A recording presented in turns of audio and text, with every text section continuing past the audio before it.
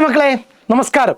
നമ്മുടെ +1 മലയാളത്തിലെ വാസനാവികൃതി എന്ന പാഠഭാഗത്തിൻ്റെ ഒരു രത്ന ചുരുക്കവും അതിൻ്റെ ചോദ്യോത്തരങ്ങളും നമുക്കൊന്ന് കുറച്ച് സമയം കൊണ്ടൊന്ന് സെറ്റാക്കുന്ന സെക്ഷനാണ് ഇന്ന് എടുക്കാൻ പോകുന്നത്.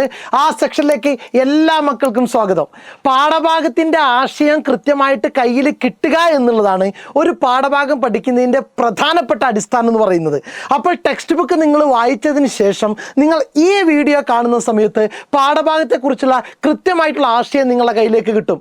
അതിൽ നിന്ന് എന്ത് ചോദ്യോത്തരങ്ങൾ വേണമെങ്കിലും എങ്ങനെ ചോദിച്ചാലും നമുക്ക് എന്ത് ചെയ്യാൻ പറ്റും, എളുപ്പത്തിൽ ഉത്തരം എഴുതാൻ പറ്റും. അതുകൊണ്ട് പാഠഭാഗത്തിൻ്റെ ആശയം വളരെ കൃത്യമാക്കണമോ, നിങ്ങൾ എന്ത് ചെയ്യുക, ക്ലാസ്സിനകത്തേക്ക് ശ്രദ്ധിച്ചിരിക്കുക.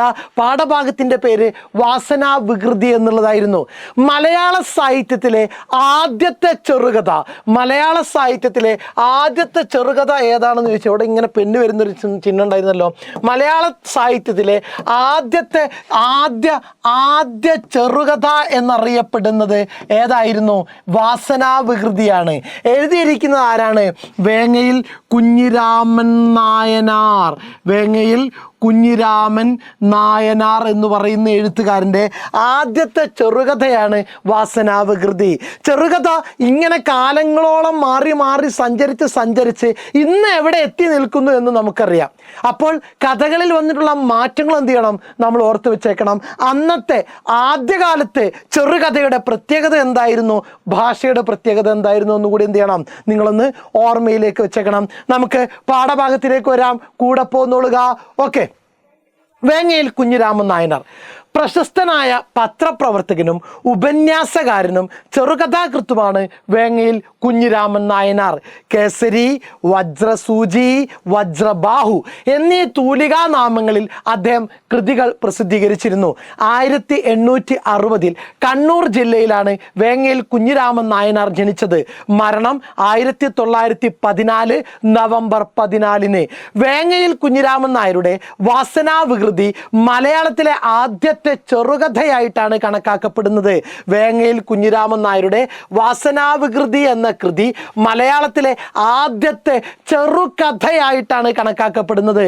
ദ്വാരക, മേനോക്കിയെ കൊന്നതാരാണ്, മദിരാശി പിത്തലാട്ടം മുതലായവ അദ്ദേഹത്തിൻ്റെ മറ്റു പ്രധാന കൃതികളാണ്. സെറ്റാണല്ലോ, സെറ്റ്. ഇതെന്ന് നോക്കുക, പാഠസംഗ്രഹം. മലയാളത്തിലെ ആദ്യത്തെ ചെറുകഥ എന്ന് വിശേഷിപ്പിക്കപ്പെട്ട രചനയാണ് വേങ്ങയിൽ കുഞ്ഞിരാമൻ നായനാരുടെ വാസനാവികൃതി. മലയാളത്തിലെ ആദ്യത്തെ ചെറുകഥ എന്ന് വിശേഷിപ്പിക്കപ്പെട്ട രചനയാണ് വേങ്ങയിൽ കുഞ്ഞിരാമൻ നായനാരുടെ വാസനാവികൃതി. ഇക്കണ്ടക്കുറുപ്പ് നമ്മുടെ കഥാപാത്രത്തിൻ്റെ പേര് ഓർമ്മയിൽ വെച്ചേക്കുക. ഇക്കണ്ടക്കുറുപ്പ് എന്ന മോഷ്ടാവ് തൻ്റെ ജീവിത കഥ ആത്മഭാഷണ രീതിയിലൂടെ അവതരിപ്പിക്കുന്നതാണ് ഈ കഥ. ഇക്കണ്ടക്കുറുപ്പ് എന്ന മോഷ്ടാവ് തൻ്റെ ജീവിത കഥ ആത്മഭാഷണ രീതിയിലൂടെ അവതരിപ്പിക്കുന്നതാണ് ഈ കഥ. തനിക്ക് ജീവിതത്തിനിടയിൽ നേരിട്ട അപമാനങ്ങളും അബദ്ധങ്ങളും പീഡനങ്ങളും നർമ്മം കൊണ്ട് മധുരമാക്കുകയാണ് കഥാകാരൻ ചെയ്തത്. തനിക്ക് ജീവിതത്തിനിടയിൽ നേരിട്ട അപമാനങ്ങളും അബദ്ധങ്ങളും പീഡനങ്ങളും നർമ്മത്തിലൂടെ അവതരിപ്പിക്കുകയാണ് കഥാകാരൻ ചെയ്തത്. തൻ്റെ പ്രവൃത്തിക്ക് ലഭിച്ച പ്രതിഫലമാണ് അതൊക്കെയെന്ന് കഥാപാത്രം തിരിച്ചറിയുന്നുണ്ട്. കൊച്ചി സീമയിൽ കാടിൻ്റെ അരികിലായിരുന്നു കുറുപ്പിൻ്റെ വീട്. വെളുത്തും കറുത്തും കാണപ്പെടുന്ന താവഴിക്കാരിൽ കറുത്ത അമര്യാദ താവഴിയിൽ ജന്മം കൊണ്ടും മോഷണം തൊഴിലാക്കിയ മരുമക്കത്തായ വഴിക്കും മോഷണവാസന തനിക്ക് ലഭിച്ചു എന്ന അയാളുടെ വിശദീകരണം വായനക്കാരിൽ ചിരിയുണർത്തും. കൊച്ചി സീമയിൽ കാടിൻ്റെ അരികിലായിരുന്നു കുറുപ്പിൻ്റെ വീട്. വെളുത്തതും കറുത്തതുമായി കാണപ്പെടുന്ന 2 താവഴിയുണ്ട്. അമ്മ വഴിയുണ്ട്, അച്ഛൻ വഴിയുണ്ട്. അതിൽ കറുത്ത അമര്യാദത്തായ വഴിയിൽ ജന്മം കൊണ്ടും മോഷണം തൊഴിലാക്കിയ മരുമക്കത്തായ വഴിക്കും മോഷണവാസന തനിക്ക് ലഭിച്ചു എന്ന് അയാൾ എന്ത് ചെയ്യുന്നുണ്ട്, കഥയുടെ തുടക്കത്തിൽ പറയുന്നത് വായനക്കാരിൽ ചിരിയുണർത്തും.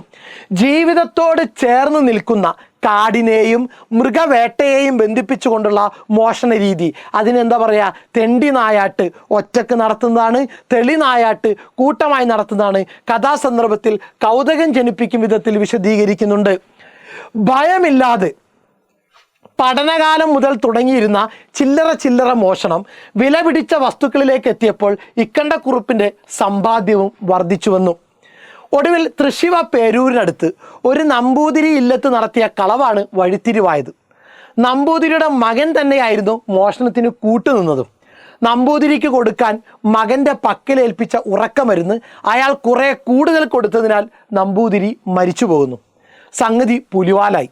പോലീസ് കേസായപ്പോൾ മോഷ്ടാവ് കളവ് മുതലെല്ലാം കാമുകിയായ കല്യാണിക്കുട്ടിക്ക് നൽകി മദിരാശിയിലേക്ക് ഒളിവിൽ പോകുന്നു. കളവ് മുതലിൽ നിന്ന് കിട്ടിയിരുന്ന രത്നം പതിച്ച മോതിരം കഥാനായകൻ കാമുകിക്ക് സമ്മാനിച്ചുവെങ്കിലും പ്രേമാധിക്യത്താൽ അവൾ അത് അയാളുടെ വിരലിൽ തന്നെ ഇട്ടുകൊടുത്തിരുന്നു.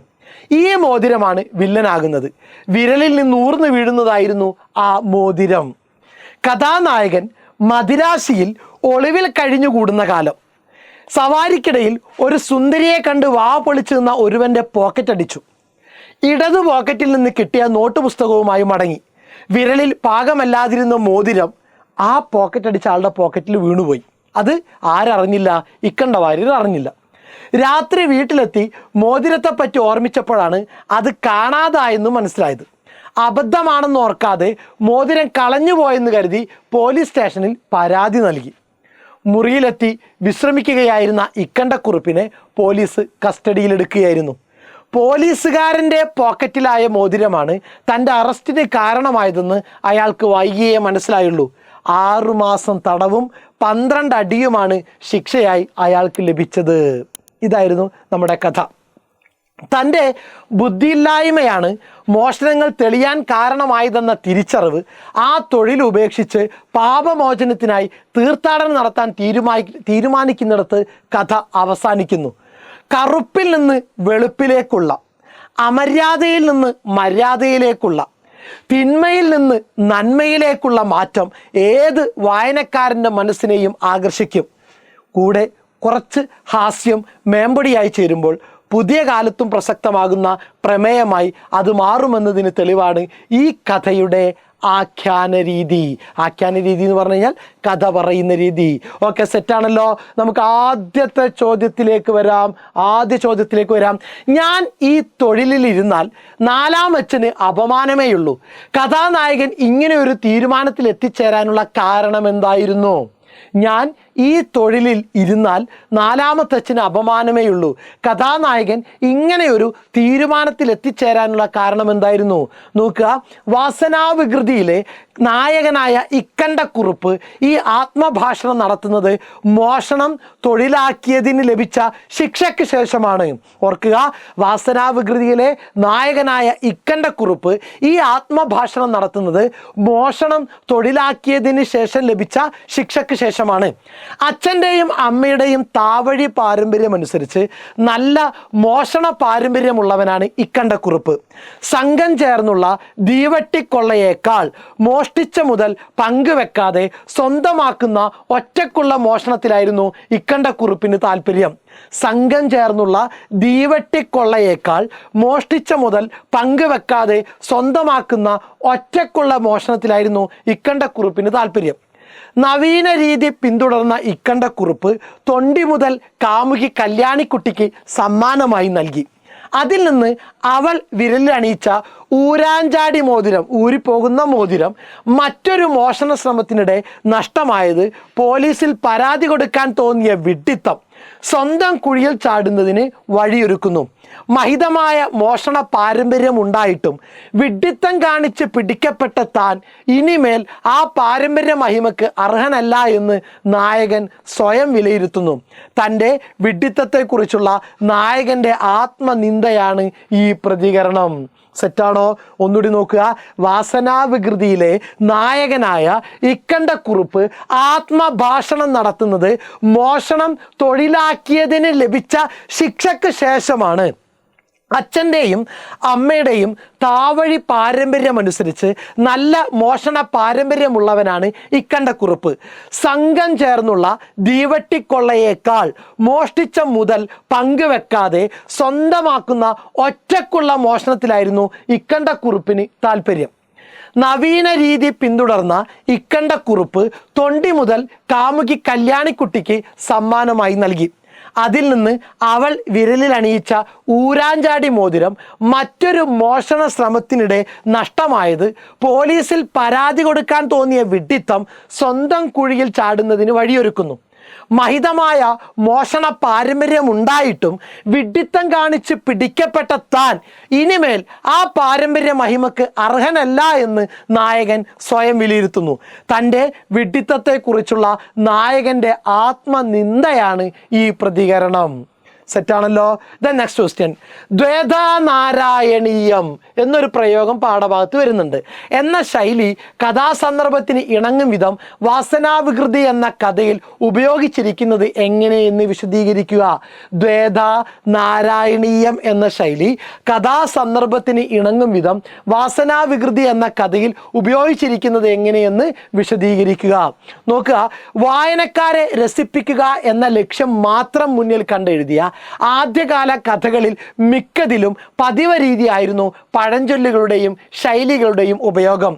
വായനക്കാരെ രസിപ്പിക്കുക എന്ന ലക്ഷ്യം മാത്രം മുന്നിൽ കണ്ടെഴുതിയ ആദ്യകാല ചെറുകഥകളിലൊക്കെ പതിവ് രീതിയായിരുന്നു പഴഞ്ചൊല്ലുകളും ശൈലികളും പ്രയോഗിക്കുക എന്നത്. സെറ്റ്. വാസനാവികൃതി എന്ന കഥയിൽ വേങ്ങയിൽ കുഞ്ഞിരാമൻ നായനാർ വളരെ ഔചിത്യപൂർവം സരസതയോടെ ദ്വേധാനാരായണീയം എന്ന ശൈലി ഉപയോഗിച്ചിരിക്കുന്നു. മഹാവിഷ്ണുവായ നാരായണനെ കുറിച്ചോർത്ത് മേൽപ്പത്തൂർ നാരായണൻ എഴുതിയ കൃതി എന്ന അർത്ഥത്തിൽ ധ നാരായണീയം എന്ന് പറയാറുണ്ട്. മഹാവിഷ്ണുവായ നാരായണനെ കുറിച്ച് മേൽപ്പത്തൂർ നാരായണൻ എന്ന കവി എഴുതിയ കൃതി എന്ന അർത്ഥത്തിൽ ധ നാരായണീയം എന്ന് പറയാറുണ്ട്. ഇവിടെ കഥയിലെ നായകൻ അച്ഛൻ്റെ പാരമ്പര്യത്തിൽ കുപ്രസിദ്ധ കള്ളനായ ഇക്കണ്ടക്കുറുപ്പിൻ്റെയും അമ്മയുടെ പാരമ്പര്യത്തിൽ കുപ്രസിദ്ധ കള്ളനായ ഇട്ടി നാരായണൻ നമ്പൂതിരിയുടെയും മോഷണവാസന ജന്മനാ കിട്ടിയവനാണ്.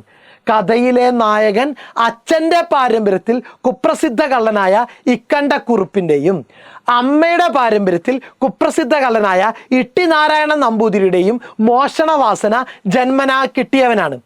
മക്കത്തായ വഴിയിലും മരുമക്കത്തായ വഴിയിലും